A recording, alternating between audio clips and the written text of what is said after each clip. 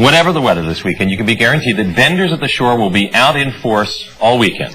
And they're not just talking beach blankets or shot glasses. They're also selling, believe it or not, colored contact lenses. Fun to wear, but are they actually safe?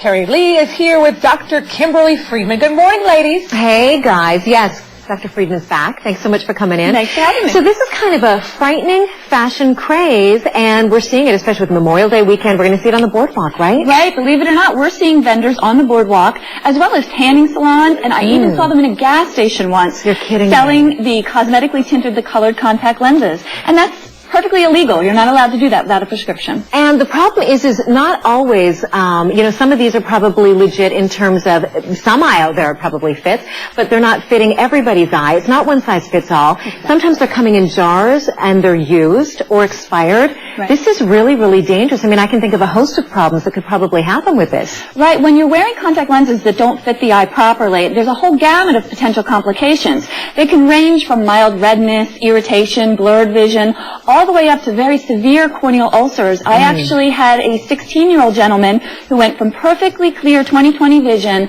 to permanently legally blind in less than 24 hours because he wasn't wearing the proper contact lens and he wasn't cleaning it properly. Wow. So some of the complications can be quite devastating. And the problem, as you mentioned as well, as we watch, proper care of contact lenses, there's no instructions with these. So people are just getting them at the gas station or boardwalk or whatever and winging it. Right, right. We actually took a camera and we videoed people purchasing the contact lenses off the boardwalk, and they were told sometimes, oh, just soak them in water, or soak them in Visine. And those things could be absolutely detrimental to your vision and sometimes permanently. All right, we want to pass along some consumer tips because, like we've both said, this is going to be happening this weekend. You're going to see these at the boardwalk. You want to make sure your kids know this too, right? Because they're the ones who might be buying them. Here we go. Here's some contact lens safety. Make sure they fit properly. We mentioned that. Never buy them off the street. Right. Contact lenses require a prescription for a reason, and you want to make sure that you're always being fitted properly by an optometric physician. What if I buy some and my sister says, great, I'd love to borrow them? Always. We see teenage girls specifically swapping contact lenses, trying on their